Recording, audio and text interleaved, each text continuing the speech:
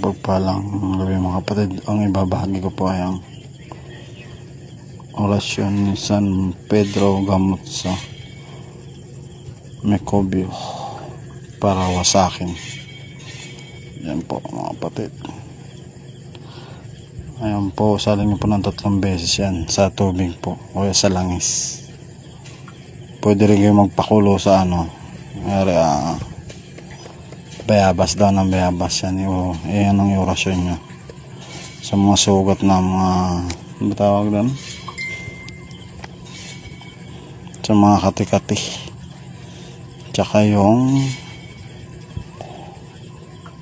fungi yan, sa mga fungus yan, pangwasak po yan.